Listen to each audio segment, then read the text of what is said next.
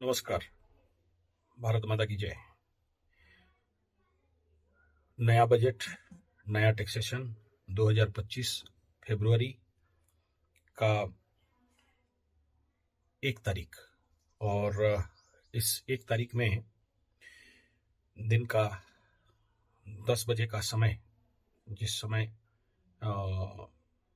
आज का दिन चंद्रमा राहु के साथ और ऐसे कंडीशन में ये जो भी बजट का अधिवेशन में जो कुछ भी यहाँ पास हुआ या जो कुछ भी, तो इसका अगर कुंडली देखते हैं, ऑलरेडी मैं दिया था कि अगर इस टाइम के दौरान हो रहा है तो क्या होगा, उसका एक ऑलरेडी वीडियो है।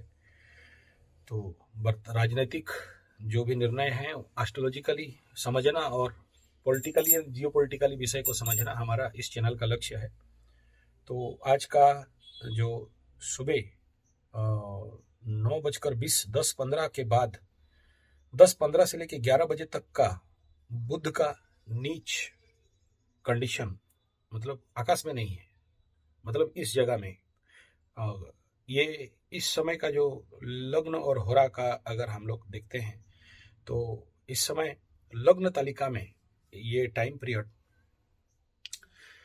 जो बन रहा था उसके अनुसार ये मीन लग्न बुध का होरा और चंद्रमा इसका द्वादश में, शनि और राहु के बीच में फंसा हुआ इस लग्न टाइम जोन को कुंभ लग्न अस्त हो रहा था और मीन लग्न शुरू हो रहा था।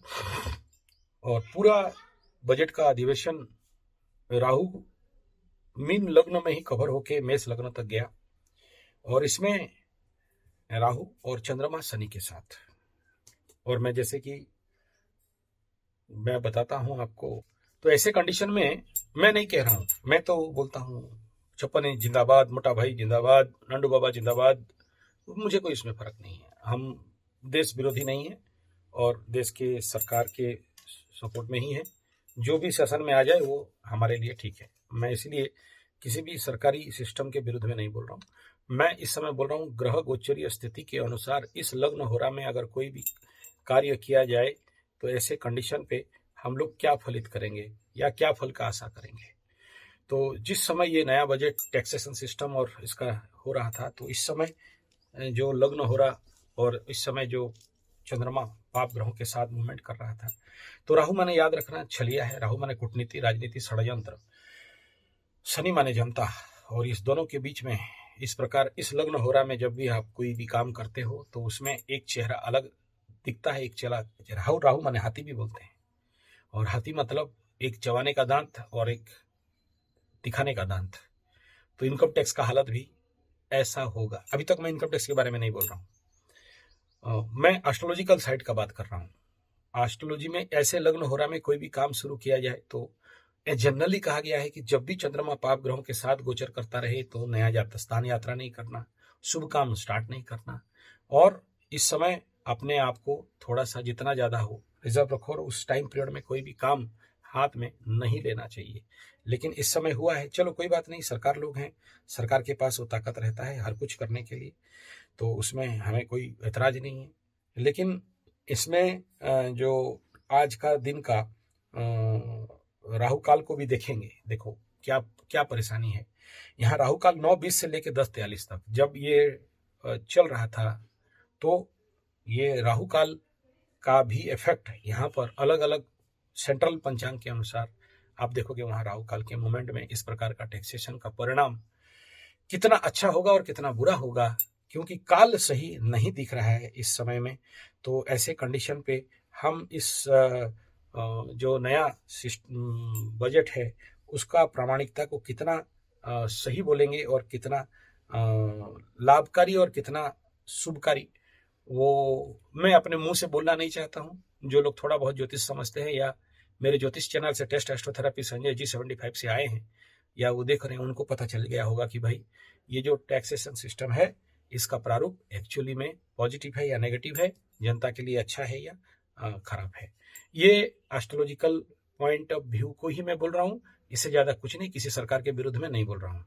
अब हम लोग यहाँ पर बात करते हैं कि इस टैक्सेशन या ये जो नया बजट सिस्टम है इसका जो धन का परिस्थिति को अगर देखते हैं तो अपने से तीसरा में गया है। तो ऐसे इसका मैं ऑलरेडी कुंडली दे दिया हूँ, इसको रिपीट करना नहीं चाहता हूँ, और जैसे जिस समय बोला था इसी समय ही हुआ है, तो इसका परिणाम भी यही है। तो चंद्र शनि का युति, जनता और चंद्रमा जब मिल जाते हैं यानी मन, तो ये कहीं ना कहीं देश को स्लो डाउन कर सकता है। मैं अभी तक बजट के बारे में बहुत भी नहीं बोल रहा हूँ, मैं कह रहा हूँ कि ऐसे कंडीशन पे बजट अगला साल, ये साल का जो रिजल्ट है उसमें स्लो डाउन करेगा।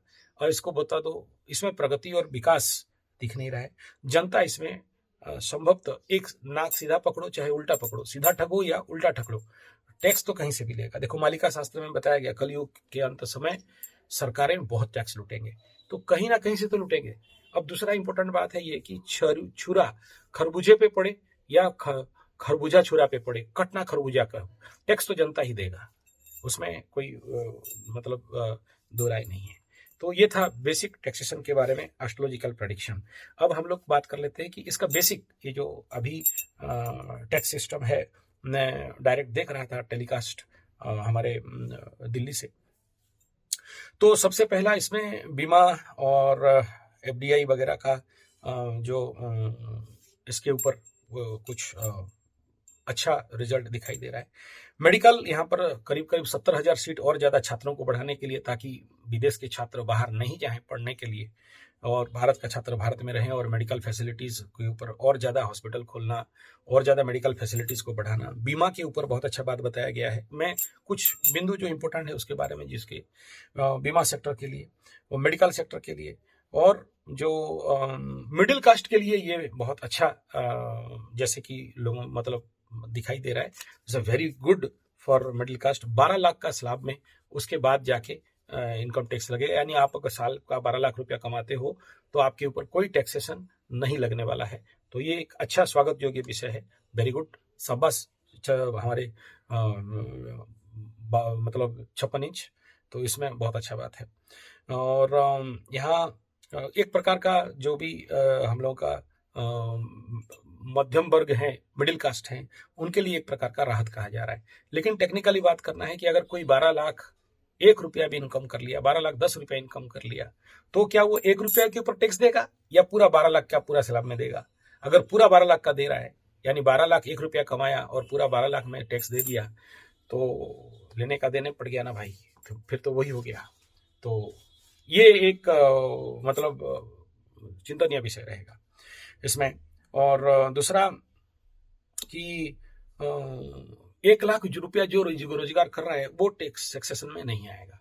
वर्कर्स जो जनरली जितने सारे नौकरी पेशा हैं 12 लाख रुपया तक इनकम कर रहे हैं, तो क्या उनको टैक्स देना एकदम नहीं पड़ेगा? 0 है, और उसके ऊपर जो कमा रहे हैं या उनके पास जितना है, तो एक प्रॉफिट तो ये है, जरूर है इस टैक्सेशन सिस्टम में कि आदमी जो पहले 5 लाख 7 लाख में था, उसको आदमी को, लोगों का होप था कि कहीं 10 लाख रुपया तक का ऊपर टैक्स कंजप्शन मतलब राहत मिल जाए तो ठीक है। लेकिन ये एक बहुत अच्छा स्वागत योग्य विषय है कि 12 लाख तक का बढ़ गया। तो इसमें कंग्रेचुलेशन, धन्यवाद 56 इंच मोटा भाई, नंदू बाबा के लिए भी, सभी के लिए, ताई के लिए भी है, तो इट्स वेरी गुड थिंग, इसमें कोई दो राय नहीं, स्वागत योग्य विषय है। लेकिन यही है कि इसके अंदर का, क्योंकि राहु बैठा है, शनि बैठा है, चंद्रमा बीच में फंसा हुआ है, इस कंडीशन पे तो चिंतनीय विषय रहेगा कि भाई चबाने का दांत कौन सा है और दिखाने का दांत कौन सा है, ये तो बता देगा। नौकरी पेशाओं के लिए राहत है। और डायरेक्ट टैक्स सिस्टम जो मिडिल कास्ट लोगों के लिए जो परेशानी का विषय था, यहाँ से एक प्रकार का राहत तो दिख रहा है, लेकिन समय बताएगा जब टैक्स देने के लिए जाएंगे तो। और एक 4 साल तक का एक चीज मिला है, तो ये भी एक बहुत पॉजिटिव स्वागत योग्य, बहुत अच्छा है इस कंडीशन में, तो बहुत अच्छा है। लेकिन जब धरातल पे ग्राउंड जीरो पे ये इम्प्लीमेंट होगा तभी जाके समझ में आएगा। दूसरा, ये जो 8 लाख से 12 लाख के अंदर 10% का टैक्स, 12 लाख से 16 लाख के अंदर 15% का टैक्स, 16 से 20 होने से 20% का टैक्स, 20 से 24 होने से 25% का टैक्स, 24 लाख से ऊपर 30% का टैक्स। तो इस प्रकार का जो टैक्सेशन सिस्टम यहाँ पर बता दिया गया है, इसमें ये भी एक स्वागत योग्य और बहुत अच्छा कॉन्सेप्ट यहाँ पर टैक्सेशन सिस्टम में देखने में आ रहा है। तो बेसिक अगर बात करते हैं तो बहुत अच्छा है। कृषि के लिए एक बहुत अच्छा इस बार आया है, नया जो लोग बिजनेस नया स्टार्ट करने वाले हैं तो उनके लिए भी एक प्रकार का उत्तम प्रोजेक्ट है। दूसरा, जो खिलौना बनाना, बच्चों का जो चाइना के ऊपर हम लोग डिपेंडेंट होते थे, तो उस कंडीशन में ये नेचुरली बहुत स्वागत है। और इसके लिए तो मैं छप्पन इंच साहब को धन्यवाद दूंगा कि हम लोग खिलौना तक चाइना से लाके खेल रहे थे बच्चे लोगों के लिए, और इसका सबसे बड़ा मार्केट है, ह्यूज बहुत बड़ा मार्केट है। और मैं तो इस चैनल, मेरे वीडियो के माध्यम से अगर कोई देख रहे हो तो मैं कहूँगा यार, स्मॉल सेक्टर में भी आप खिलौना का फैक्ट्री चला सकते हो। और बहुत सारा अभी 1 करोड़ 2 करोड़ का भी मिल रहा है नया बिजनेस स्टार्टअप वालों के लिए, तो ये भी बहुत स्वागत योग्य विषय है। लेकिन इसमें भी थोड़ा सा किंतु परंतु दिखाई दे रहा है इसमें। अब तो बोल तो दिए, लेकिन जब बैंक के पास जाओगे तो वो अपना नौटंकी दिखाएगा, ये होना चाहिए, वो होना चाहिए, ऐसा होना चाहिए। वो नहीं हो और इजीली मिल जाए, ताकि हमारे देश के नौजुवक बेकार बेरोजगार जैसे समस्या से बाहर निकल सकें। 0 से 3 लाख तक कोई टैक्स नहीं रहेगा। अब 3 से 6 तक 5% का, 6 से 9 तक 10% का, 9 से 12% लाख तक 15% का, 12 से 15 20% का, 15 लाख से ऊपर 25% का, ये जो स्लैब बांधा गया है, ये अत्यंत उत्तम और स्वागत योग्य विषय जरूर है। लेकिन मैं कुछ जो मेरे ग्रुप के साथ डिस्कशन कर रहा था, बोला ये तो है, लेकिन इसको और ज्यादा क्लैरिफाई हमें समझना पड़ेगा। और ये परिवर्तन मध्यवित्त श्रेणी नागरिक के जितने भी हैं उनके लिए, उपभोक्ताओं के लिए, क्योंकि छप्पन इंच साहब का बोलने का मतलब ये है कि मिडिल कास्ट ही देश का उन्नति में सबसे ज्यादा हाथ रखते हैं, उनका प्रचंड हाथ रहता है। तो वेरी गुड, शाबाश, बहुत अच्छा सोच है, ये है ही ये बात। मूल्यवृद्धि जीएसटी संपर्क में संशोधन का जो लगाया गया, उसमें सरकार रेट समीक्षा के ऊपर दैनंदिन पदार्थ जो भी दूध दही इत्यादि 5 से 5% से 3% का यहाँ पर है। और जो भी सिनेमा, मनोरंजन, एंटरटेनमेंट, मजा मस्ती, भोग विलास, तो उसमें 18% से लेके 12% यहाँ पर उपभोक्ता वृद्धि का स्थिति यहाँ पर है। हालांकि ये बात थोड़ा सा समझ से परे है, वो तो धीरे धीरे जब हम लोग इसके ऊपर और चर्चा करेंगे तो समझ में आ जाएगा। तो रिबेट धार्मिक दान के 1.5 लाख वृद्धि 2 लाख तक किया गया है, जिसमें टैक्स एग्जम्पशन वाला बात है। हाउसिंग लोन 2 लाख से वृद्धि करके 2.5 लाख नागरिक आदि के बारे में इसमें बताया गया है। और कृषि ग्रामीण उन्नति प्रोत्साहन के लिए कृषि उत्पादन उपकरण इत्यादि का जो है, उसमें भी जो कंडीशन था, उसमें भी एक प्रकार का सुदृढ़ खेतीहर लोगों का आर्थिक स्थिति सुदृढ़ करने के लिए ये भी स्वागत योग्य विषय है। और यहाँ जो भी इनकम टैक्स और टैक्सेशन का है, इसमें मध्यवित्त लोगों के लिए ये स्लैब वृद्धि करने के कारण उनके ऊपर आर्थिक भार, जो इकोनॉमिकल प्रेशर है, वो तो घटते हुए दिखाई दे रहा है। कृषि ग्रामीण क्षेत्र, इनके लिए ग्रामीण खाद्य सुरक्षा का वृद्धि, जिसको कि हमारे यहाँ इस बार बोल रहे हैं कि फूड बास्केट बनाना, यानी खाद्य के उत्पादन और संरक्षण, उसके ऊपर एक बड़ा बात किया गया है। और नया स्टार्टअप के लिए बात किया गया है। और मतलब बहुत सारे एरोड्राम बनाने के लिए, जहाँ पर लोगों को aviation and air transport sector में वृद्धि के लिए करीब 120 जैसे नया स्थान बनाने के लिए, नया एरोड्राम्स बनाने के लिए, जहाँ ये करने के लिए, उसके लिए भी एक नया स्वागत योग्य विषय है। और नया डिजिटल प्लेटफॉर्म का निर्माण, कागज का काम, अन्य सुविधा कैसे, मतलब डिजिटलाइजेशन कितना ज़्यादा अच्छा हो, उसके लिए मनोरंजन पर्यटन क्षेत्र में सिनेमा टिकट इत्यादि में टैक्सेशन में थोड़ा सा राहत प्रकार का स्थिति यहाँ पर दिखाई दे रहा है। और ये बड़े बड़े मेगा प्रोजेक्ट के लिए इंफ्रास्ट्रक्चर मेगा प्रोजेक्ट सरकार कैसे ज़्यादा नौकरी सृष्टि करें, उसके लिए ये भी एक बहुत अच्छा स्वागत योग्य विषय है। AI, digital technology, green energy के ऊपर ज़्यादा फोकस किया गया। बैटरी का दाम, जितना भी बैटरी प्रोडक्ट है, या उसमें एक प्रकार का रियायती मिला है, जिससे क्या होगा, ये भी, या इलेक्ट्रिकल व्हीकल, मोबाइल, ये सेक्टर में जो बैटरी में टैक्स लगने के कारण या बैटरी के ऊपर ज़्यादा रेट डाउन होने के कारण इनका रेट घटेगा, ये भी दिखाई दे रहा है। तो ये भी एक बहुत अच्छा स्वागत योग्य विषय दिखाई दे रहा है। नया स्टार्टअप और व्यवसायी, इनके लिए तो बहुत अच्छा है। साथ में इनका प्रोग्रेस होने से नौकरी सेक्टर में भी आगे आगे ये सारा चीज़ बढ़ेगा। और इसमें MSME जितने 10,000 करोड़ नया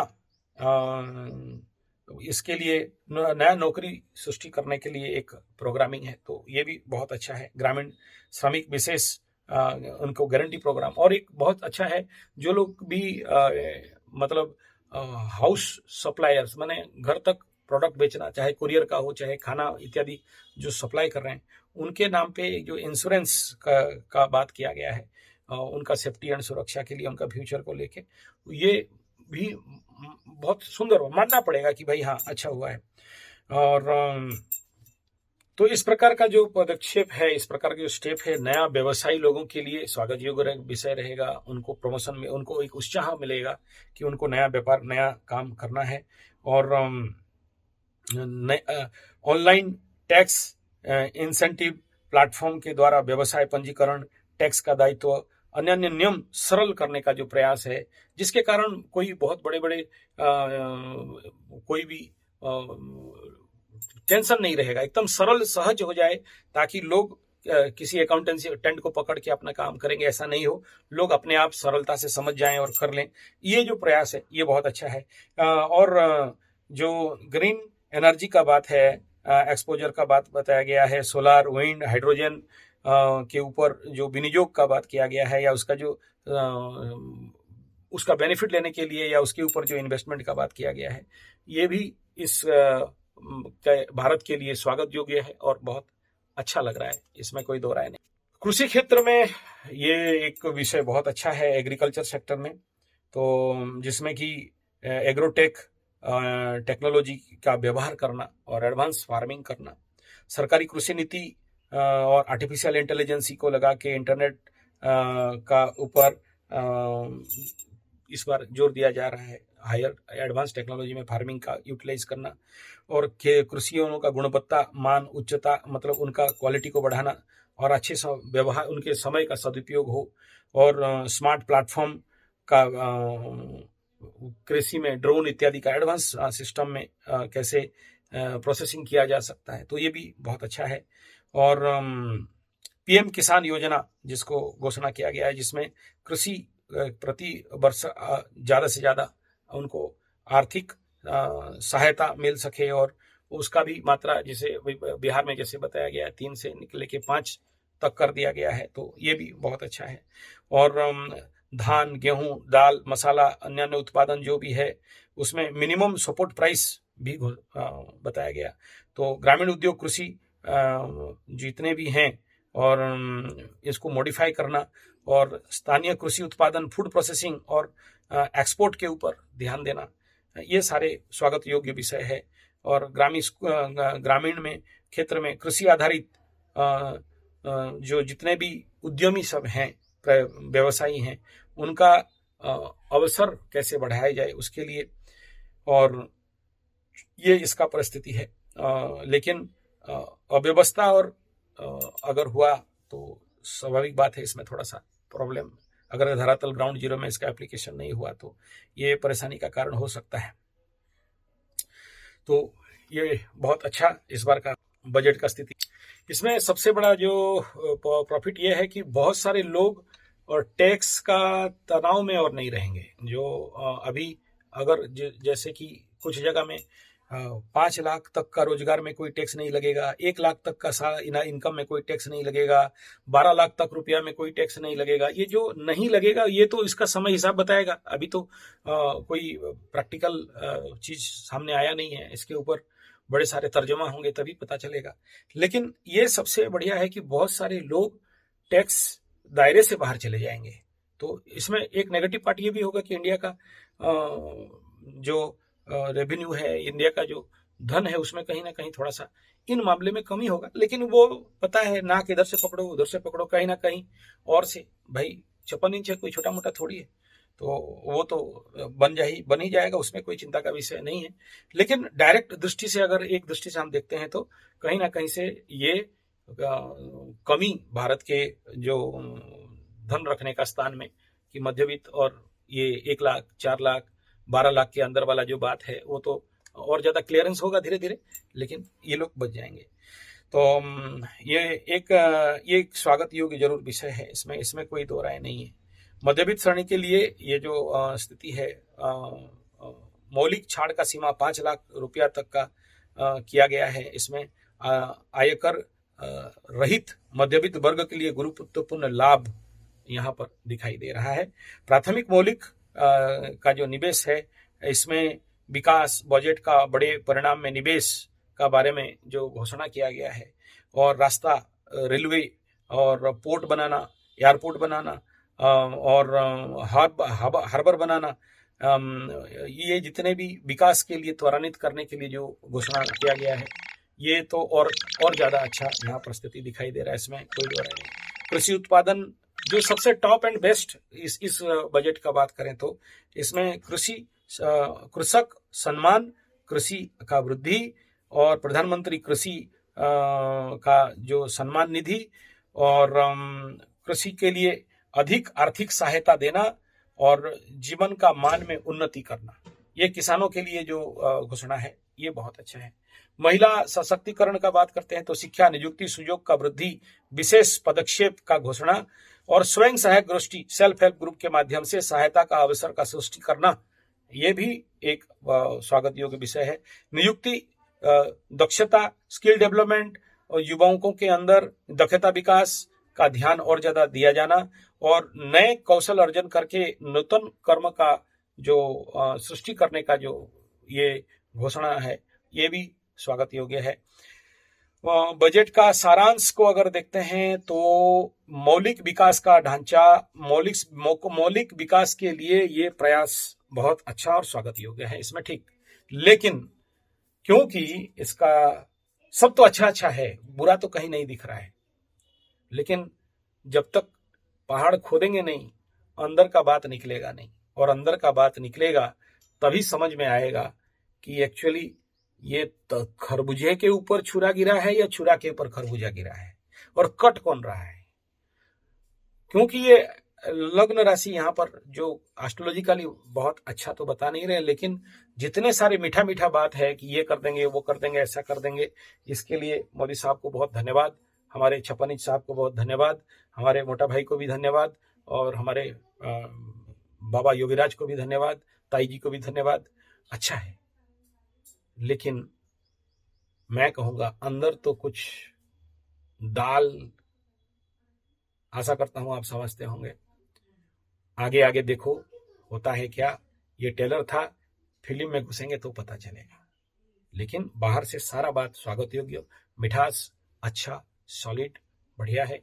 राहत में रहेंगे कृषक, राहत में रहेंगे मध्यवित्त, राहत में रहेंगे नए बिजनेस स्टार्टअप। और जो लोग ये रो रहे थे कि हम लोगों को मौका नहीं मिलता इसलिए हम लोग विदेश में जाते हैं, तो विदेश में जाना नहीं पड़ेगा। टैक्स एग्जम्पशन मिलने से फिर बाहर में जाके पैसा इन्वेस्ट करना, वो Abu Dhabi, Kuwait, middle east में करना नहीं पड़ेगा। भारत का धन भारत में रहेगा, अच्छा बात है। लेकिन प्रैक्टिकली धरातल में क्या है, समय बताएगा। धन्यवाद, नमस्कार।